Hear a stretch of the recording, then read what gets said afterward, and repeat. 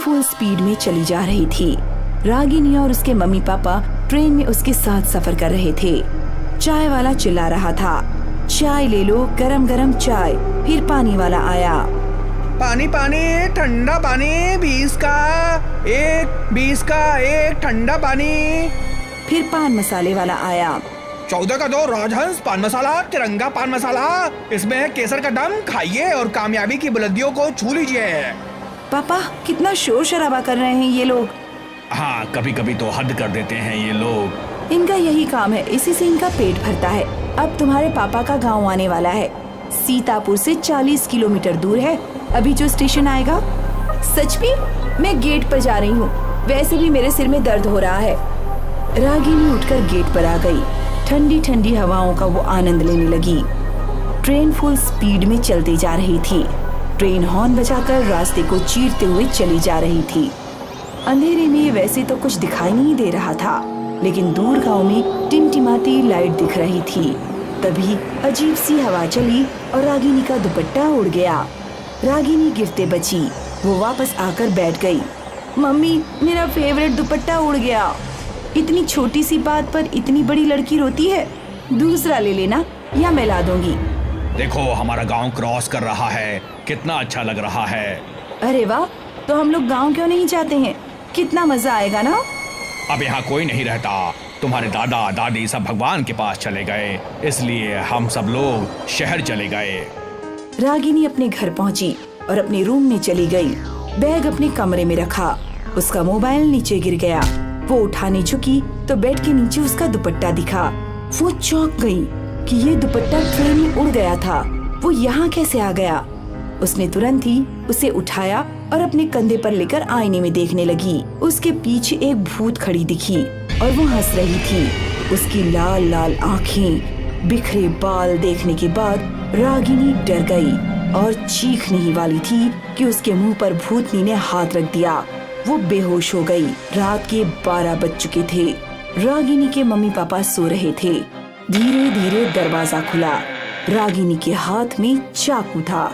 धीरे धीरे आगे बढ़ने लगी। पापा के पास आकर वो दांत पीसने लगी और उसका चेहरा लाल होकर चुड़ैल बन गया। चुड़ैल ने चाकू ऊपर की तरफ उठाया और राजेंद्र बाबू को मारने ही वाली थी कि राजेंद्र बाबू की नींद खुल गई। वो बेड से नीचे गिर गए।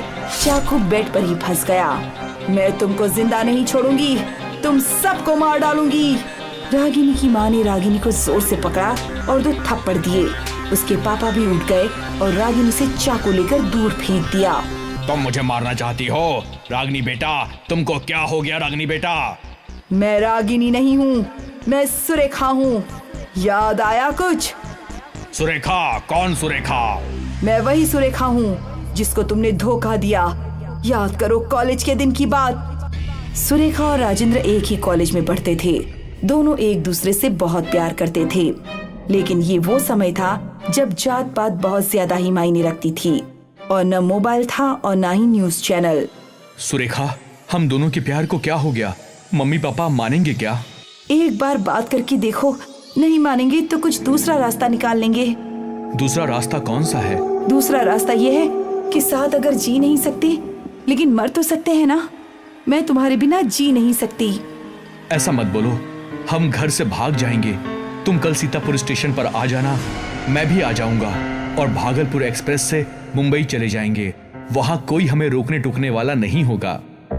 ठीक है, तुम सही समय पर आ जाना। सुरेखा सुबह सुबह आ गई और राजेंद्र का इंतजार करने लगी।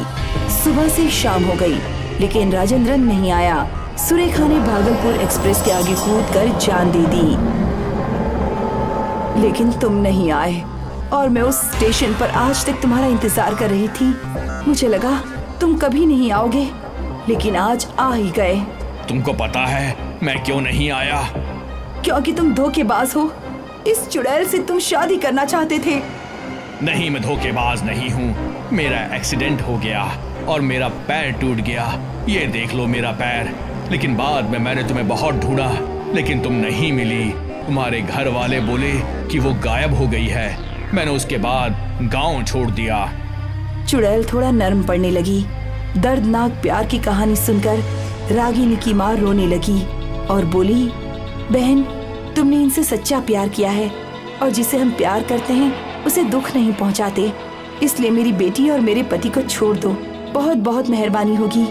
एक काम करो, मुझे मुक्ति दे दो। कैसे कैसे मुक्त करूं?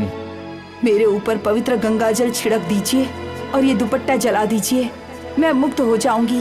राजेंद्र बाबू पूजा घर से गंगा जल लाकर रागिनी के ऊपर छिड़क देते हैं और उस दुपट्टे को जला देते हैं। रागिनी बेहोश हो गई। कभी कभी हमारे जीवन में ऐसी घटना घट जाती है, लेकिन तब हमें अपने सब्र से काम लेना चाहिए। ट्रेन में इस्मत बैठा हुआ मेघना के आने का इंतजार कर रहा है। पता नहीं ये लड़की कहाँ रह गई। तभी उसके मोबाइल पर मैसेज आता है। I am sorry Ismat, mummy की अचानक से तबीयत खराब हो गई और उनको हॉस्पिटल में एडमिट करना पड़ा। मैं नहीं आ सकती, टाइम मिलने पर कॉल करूंगी। अरे यार, अब तो अकेले ही सफर करना पड़ेगा। उसने देखा कि उसके सामने वाली सीट जो अभी तक खाली पड़ी थी, उस पर एक खूबसूरत औरत आकर बैठती है। उसने लाल रंग की साड़ी पहनी हुई है और माथे पर एक काले रंग की बिंदी है। मौसम कितना बढ़िया है, हल्की बारिश भी शुरू हो चुकी है और अगर इससे बातें शुरू हो जाएं, तो सफर अच्छे से कटेगा। वो औरत अपनी बैग की जिप खोलने की कोशिश करती है, लेकिन उससे जिप नहीं खुलती। लाइए, मैं आपकी हेल्प कर देता हूँ। इस्मत को वो औरत बैग दे देती है और वो उसकी जिप खोल देता है। शुक्रिया, पता नहीं कैसे जाम हो गई थी। वैसे आप कहाँ जा रही हैं? मैं दिल्ली जा रही हूँ, मेरी बेस्ट फ्रेंड की शादी अटेंड करने। अरे वाह, मैं भी अपने दोस्त की वेडिंग अटेंड करने ही जा रहा हूँ। मैं गाजियाबाद तक जाऊंगा। चलो ठीक है, गाजियाबाद तक तो कोई है जिससे बातें करते सफर कट जाएगा। सुनकर इस्मत मुस्कुराता है। मेरा नाम इस्मत है और आपका? मैं यक्षिणी हूँ। सुनते ही इस्मत अचानक से डर गया। रक्षिणी। अरे आप तो डर ही गए, मैं तो मजाक कर रही थी। मेरा नाम असल में पल्लवी है। सुनकर वो अपने मुंह से हवा छोड़ता है और चैन की सांस लेता है। आपने तो मुझे डरा ही दिया था। ट्रेन अब चलने वाली ही होती है।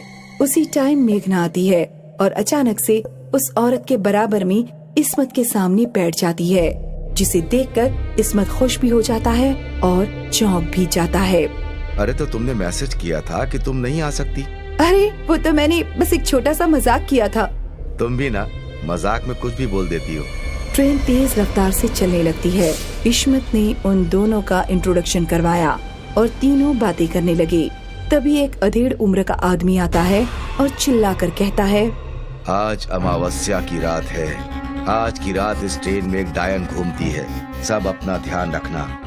कहकर वो आगे चला जाता है। ट्रेन में बैठे सभी लोग एक दूसरे से कुछ न कुछ बोलने लगते हैं। ये अंकल ऐसा क्यों बोल रहे थे? अरे मुझे तो वो बुढ़ा पागल लग रहा था। आज के टाइम में डायन, कितनी अजीब बात है यार। एक आदमी सामने वाली सीट पर जो काफी देर से बैठा होता है, वो सिगरेट पीने लगता है, जिसका धुआं पल्लवी की नाक तक आ रहा होता है। कितना बदतमीज आदमी है। इन सिगरेट पीने वालों को तो गला काटकर मार देना चाहिए।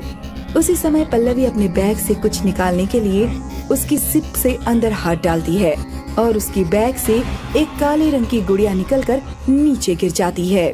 इसके बैग से काले जादू वाली गुड़िया निकली है और इसकी बातें भी ठीक नहीं लग रही। अभी ये उस आदमी को मारने की भी बात कर रही थी। कहीं ये पल्लवी ही तो डायन नहीं? पल्लवी उस गुड़िया को वापस अपनी बैग में रख लेती है। तभी वो सिगरेट पीने वाला आदमी अपनी सीट से उठकर आगे चला जाता है। एक्सक्यूज मी, मैं जरा अभी आती हूँ, मैं भी चलती हूँ, मुझे टॉयलेट जाना है। वो दोनों भी वहाँ से चली जाती हैं। कुछ देर बाद मेघना तो वापस आ जाती है, लेकिन पल्लवी नहीं आती। पल्लवी कहाँ रह गई? उसने कहा कि अभी आ रही है। थोड़ी देर बाद पल्लवी भी वापस आ जाती है, लेकिन वो आदमी नहीं लौटता। अब इस्मत अपनी जगह से उठता है और वो पीछे टॉयलेट की तरफ जाता है। वो देखता है कि सिगरेट पीने वाला आदमी गेट के पास मरा पड़ा है। इस्मत चुपचाप टीटी के पास जाकर उसको सब कुछ बता देता है। तभी सामने से दरवाजे की तरफ पल्लवी आती नजर आती है। क्या बात है इस्मत, आप यहाँ क्यों रुक गए? उसकी नजर उस आदमी पर पड़ती है जो दरवाजे के पास मरा पड़ा है। इस्मत टीटी से कहता है, ये इसी ने इसको मारा है। ये डायन है। ये आप क्या कह रहे हैं? इस्मत और टीटी दोनों मिलकर उसको पकड़ते हैं और उसके हाथ पैर बांधकर वहीं टॉयलेट में उसको बंद कर देते हैं। इसके बारे में किसी को नहीं बताना, वरना ट्रेन में भगदड़ मच जाएगी। अगले स्टेशन पर हम इसको पुलिस के हवाले कर देंगे। इश्मत वापस मेघना के पास जाकर उसको सब कुछ बता देता है। अच्छा हुआ तुमने उसको बांधकर टॉयलेट में बंद कर दिया, वरना पता नहीं वो और किस किस की जान ले लेती। मेघना सामने देखती है तो टीटी आता हुआ नजर आता है। वो उसको देखकर न जाने क्यों उठकर चली जाती है। मैं जरा अभी आती हूँ। इश्मत सोचने लगता है कि इसको अचानक कहाँ जाना पड़ गया। वो लड़की जो सामने बैठी थी, क्या वो आपके साथ है? जी हाँ। आप दोनों के टिकट दिखाइए। इश्मत अपना टिकट दिखाते हुए कहता है, उसका टिकट उसी के पास होगा। टीटी चला जाता है। तभी इश्मत के मोबाइल पर मेघना की कॉल आती है। वो रिसीव करके कान पर लगा लेता है। क्या हुआ मेघना, तुम कहाँ रुक गई? सॉरी इश्मत, मैं नहीं आ सकी। मम्मी की तबीयत अगर ठीक होती तो मैं जरूर आती। तुमको बुरा तो नहीं लग रहा? ये सुनकर इश्मत डर जाता है और उसको मोबाइल छूटकर नीचे गिर जाता है। अगर मेघना घर पर है तो मेरे साथ कौन है? वो सामने देखता है तो टीटी भी दिखाई नहीं देता। इश्मत मोबाइल उठाकर जल्दी से टॉयलेट की तरफ जाता है और पल्लवी के हाथ पैर खोलकर उसको आजाद कर देता है। जो लड़की तुम्हारे साथ सफर कर रही है वही असली डायन है। मैंने इस ट्रेन के बारे में बहुत कुछ सुना था, इसलिए मैं उसको मारने यहाँ आई थी। मुझसे गलती हो गई। वो मेरी दोस्त के रूप में आई थी, इसीलिए मैं उसको पहचान नहीं सका। पल्लवी इश्मत के साथ सीट पर जाती है और अपने बैग से वही गुड़िया निकालकर उसमें एक लाल धागा बांधती है और फिर वो दूसरे दरवाजे की तरफ जाते हैं, जहाँ पर उसको दिखाई देता है कि टीटी की गर्दन पर मेघना अपने दांत गड़ाए खड़ी है और उसका खून पी रही है। इस टाइम वो बहुत डरावनी लग रही होती है और अपने असली रूप में आ जाती है। टीटी भी मर चुका था। इस्मत टीटी को उससे छुड़ाने की कोशिश करता है। डायन इश्मत में उलझ कर रह जाती है। मौका देखकर पल्लवी डायन के बाल खींचकर जितने भी उसके हाथ में आते हैं उसको गुड़िया पर बांध देती है। फिर कोई मंत्र पढ़ती है। ट्रेन के बाकी के लोग भी ये सब देख रहे होते हैं। सब के सब डरे हुए दिखाई देते हैं। भाई साहब जल्दी से लाइटर दीजिए। पल्लवी एक मंत्र पढ़कर गुड़िया में आग लगा देती है और उसके साथ डायन में भी अपने आप आग लग जाती है। वो टीटी की लाश और इश्मत को छोड़ देती है। आग लगते हुए ही वो दरवाजे से बाहर फ्लाईओवर के नीचे गिर जाती है। जलती हुई गुड़िया भी पल्लवी अब ट्रेन से बाहर ही फेंक देती है। तो ठीक तो हो? पल्लवी उसकी तरफ देखती है। हाँ मैं ठीक हूँ, अब आप दोनों को डरने की कोई जरूरत नहीं है। वो अब कभी इस ट्रेन में नहीं आएगी। उसके बाद सभी अपना सफर आराम से करते हैं और डायन का किस्सा हमेशा के लिए खत्म हो जाता है। लेखापनी आसाम का आखिरी स्टेशन था। इस स्टेशन की एक और खासियत थी, यहाँ रात होते ही सन्नाटा छा जाता था। पूरा स्टेशन खाली होता था, प्लेटफॉर्म भी खाली, ना कोई रेलवे ऑफिसर और ना ही कोई राहगीर। रात के अंधेरे में इस स्टेशन पर मौत का तांडव होता था। कुछ साल पहले की बात है। गलती से दो युवक लेखापनी के प्लेटफॉर्म पर उतरे, जीतू और संजय। अबे ये प्लेटफॉर्म है या खंडहर? मुझे क्या पता, मैं तो जिंदगी में पहली बार यहाँ आया हूँ। तूने एड्रेस तो बराबर देखा था ना? यही है ना जो स्टेशन हमें उतरना था? हाँ यार, देखा था, बराबर देखा था। पर यहाँ इंसान तो क्या, कोई जानवर तक नहीं दिख रहा है। तभी जीतू के पास से एक काली बिल्ली गुजरी। जानवर तो है भाई। और फिर दोनों को छन छन की आवाज सुनाई दी। दोनों पीछे घूमे तो एक बहुत सुंदर गांव की छोरी उनकी ओर आ रही थी। क्या लड़की है? ये मिल जाए तो जिंदगी बन जाए। कहाँ मेरी पत्नी और कहाँ ये? वो लड़की उन दोनों के पास आई। बाबूजी, आप लोग यहाँ नए हैं क्या? हाँ, यहाँ कोई क्यों नहीं है? अरे बाबूजी, ये एक छोटा सा गांव है और गांव वाले तो सूरज ढलते ही सो जाते हैं, तो भला इतनी रात को यहाँ कोई कैसे होगा? तो तुम यहाँ कैसे? मेरी तो दुकान यहाँ है। दिन भर मेरे बाबा दुकान संभालते हैं और रात में मैं, जो बाहर के राहगीर आते हैं, उनके चाय नाश्ते का प्रबंध करते हैं हम। बहुत अच्छे, वैसे भी हमें भूख लगी है। तो आइए बाबूजी। सुंदरी उन दोनों को अपने छोटे से ठेले पर ले गई और उन्हें चाय पिला दी और फिर उनके लिए नाश्ता बनाने लगी। ये स्टेशन कुछ ज्यादा खाली नहीं रहता? वो तो है बाबूजी। ये तो कोई भूतिया स्टेशन लगता है। आपको कैसे पता चला? क्या मतलब? क्या यहाँ सच में भूत हैं? लोगों का मानना तो है कि यहाँ एक लड़की का भूत रहता है। लड़की का भूत? हाँ, कई सालों पहले ये स्टेशन किसी आम स्टेशन की तरह था। यहाँ भी लोगों की भीड़ रहती थी, पर सांझ होने के बाद अक्सर ये स्टेशन खाली हो जाया करता था। एक रात इस स्टेशन पर कोई न था। एक गांव की लड़की यहाँ चाय का ठेला लगा रही थी। एक ट्रेन रुकी और कुछ आदमी ट्रेन से नीचे उतरे। बाबूजी, आप चाय पियेंगे?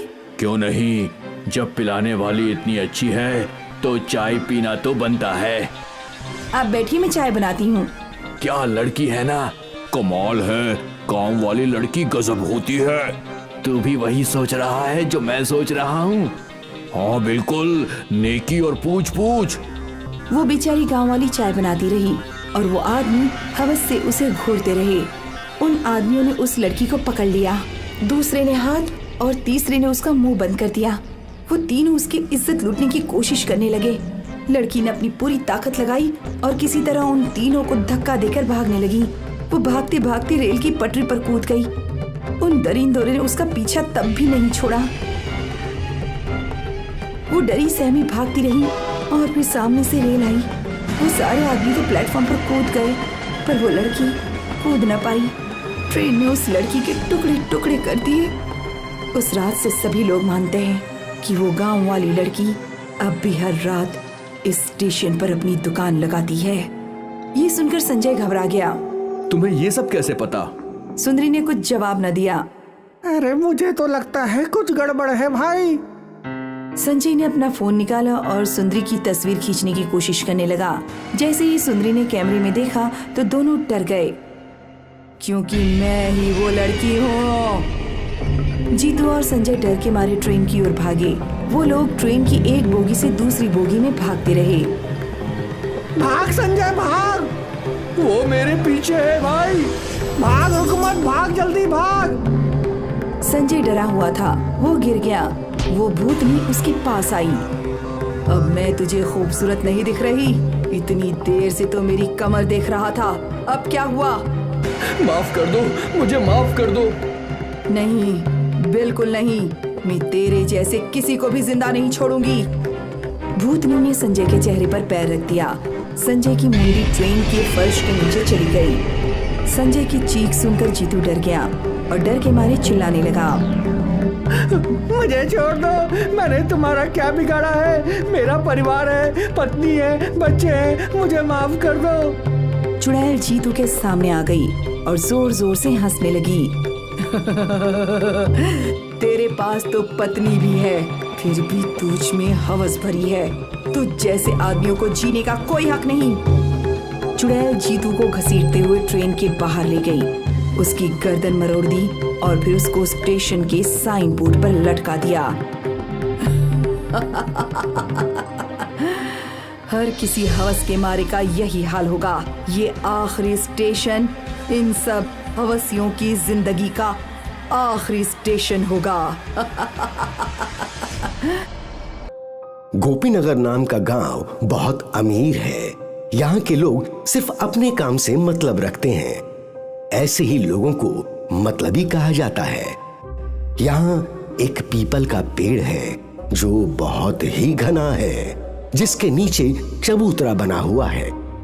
सब लोग हंसी खुशी से रहते थे, लेकिन एक दिन भिखारन बुढ़िया दूसरे गांव से भीख मांगते गोपीनगर गांव पहुंच जाती है।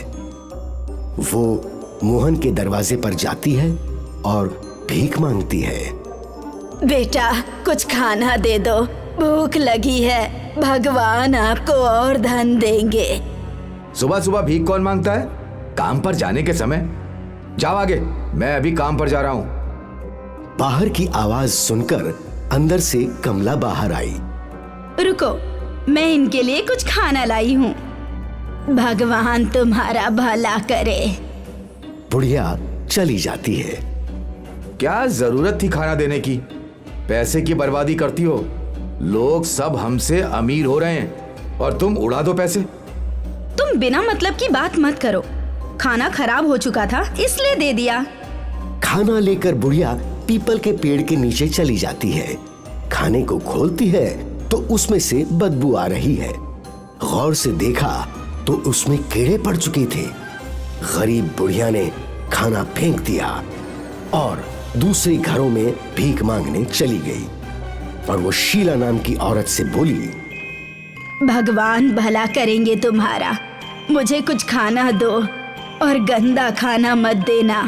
मैं पहले से ही बीमार हूँ और बीमार हो जाऊंगी। आहा, एक तो भीख मांगती है और ऊपर से फरमाइश। जाओ, नहीं है मेरे पास तुमको देने के लिए कुछ।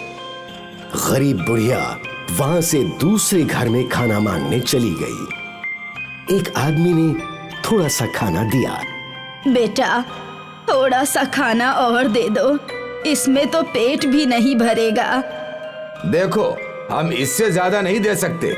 महंगाई का जमाना है। पेट्रोल कितना महंगा हो गया है पता है? गरीब बुढ़िया को गांव के लोगों से इतनी कम भीख मिली कि उससे उसका पेट नहीं भरता। कुछ दिनों में वो और ज्यादा कमजोर हो गई। बहुत अधिक गर्मी होने के कारण एक दिन बुढ़िया को बहुत जोरों से प्यास लगती है। आसपास पानी ना मिलने के कारण वो लोगों के घर जाकर पानी मांगने लगती है। लेकिन वहां के लोग इतने मतलबी हैं कि गरीब बुढ़िया को पानी भी नहीं दे रहे हैं। कोई मुझे पानी दे दो, कोई मुझे पानी दे दो। उसे कोई भी पानी नहीं देता है। उसे देखते ही वहां के लोग भगा देते थे। लोगों के घर जाकर वो बहुत थक चुकी थी, लेकिन उसे एक बूंद पानी पीने को नसीब नहीं हुआ। चलते चलते वो उस पीपल के पेड़ के नीचे पहुंचकर बैठ जाती है। कुछ देर बाद बीमारी और पानी ना मिलने के कारण बुढ़िया की वहीं पर मृत्यु हो जाती है। बुढ़िया की मृत्यु होने के बाद अचानक वहां अजीब अजीब सी घटनाएं होने लगती हैं। जब रात को लोग सो रहे होते हैं तो आधी रात को एक औरत की तेजी से रोने की आवाज सुनाई देती है।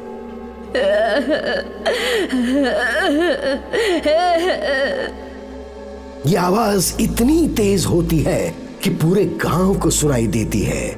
रोने की आवाज के साथ साथ चिल्लाने की आवाज भी आने लगती है, जिससे लोग और ज्यादा डरने लगते हैं। गांव के लोगों ने मीटिंग बुलाई। सब लोग उसी पीपल के पेड़ के नीचे इकट्ठा हुए। गांव वालों, ये क्या हो रहा है? गांव में रोज रात को औरत के रोने चिल्लाने की आवाज सुनाई देती है। इसका क्या उपाय है? मेरे बच्चे बहुत डर रहे हैं। इसका उपाय है, सब अपने अपने घर में हनुमान चालीसा शाम को बजाओ। इसके बाद आवाज आनी बंद हो गई। लेकिन एक दिन मोहन उस पीपल के पेड़ के नीचे से जा रहा था कि उसकी कार खराब हो गई। पीपल के पेड़ के नीचे से जो गुजरता था तो उसकी तबीयत खराब हो जाती थी और उसे तेज बुखार हो जाता था। कभी हंसने की आवाज, तो कभी रोने की आवाज, तो कभी किसी की बात करने की आवाज आती है। ये सारी बातें लोगों के अंदर डर को और ज्यादा बढ़ाती जा रही थी। एक दिन अचानक गांव में पीपल के पास वाले घर में रहने वाला एक व्यक्ति कुछ दिनों से लापता है। सुबह उस व्यक्ति का मृत शरीर पीपल के पेड़ के नीचे पड़ा हुआ मिलता है। इस बात ने गांव वालों को और भी ज्यादा डरा दिया था। कोई भी शाम होने के बाद घर से बाहर नहीं निकलेगा। गांव के सब लोग अपने घर का दरवाजा बंद रखते हैं ताकि कोई गायब ना हो जाए। और उस पीपल के नीचे तो भूल कर भी ना जाना, चुड़ैल रहती है उस पर, कुछ भी हो सकता है। नहीं नहीं, हम लोग कहीं नहीं जाएंगे। बच्चे चादर ओढ़कर सो जाते हैं। पूरे गांव के लोग बहुत डरे हुए हैं। कोई भी घर से बाहर नहीं निकलता है। पूरे गांव में मातम पसरा हुआ है। मोहन और गांव के कुछ लोग एक साधु बाबा के पास जाते हैं और साधु बाबा से पूछते हैं, हम लोग एक बुढ़िया को भीख नहीं देने के कारण परेशान हैं। वो भूख और बीमारी से मर गई। ये सब जो भी हो रहा है उसमें तुम गांव वालों की ही गलती है। तुमने एक बीमार गरीब बुढ़िया को अपने लालच और निर्दयता के चलते मार डाला। तुम लोग उसे 2-4 रोटी भी नहीं दे सके, जिसके कारण उस गरीब बुढ़िया की जान चली गई और अब वो अपना बदला ले रही है। गांव वाले डर जाते हैं और साधु बाबा से पूछते हैं, क्या इसका कोई इलाज नहीं है बाबा जी? हवन पूजा का इंतजाम करना होगा, तब शायद कुछ हो सकता है। हम सब तैयार हैं। हाँ, हम सब तैयार हैं। हवन पूजन शुरू हुआ। साधु के मंत्रोपचार से चुड़ैल प्रकट हुई। ए साधु, तुम क्यों इस मामले में पड़ रहे हो? तुम अपने रास्ते चले जाओ, वरना तुम्हें भी मौत मिलेगी। देखो, इंसान से गलती हो जाती है। तुम बताओ, तुम्हें क्या चाहिए? तुम्हारे नाम का मंदिर बनवा देते हैं। लोगों को परेशान करना छोड़ दो।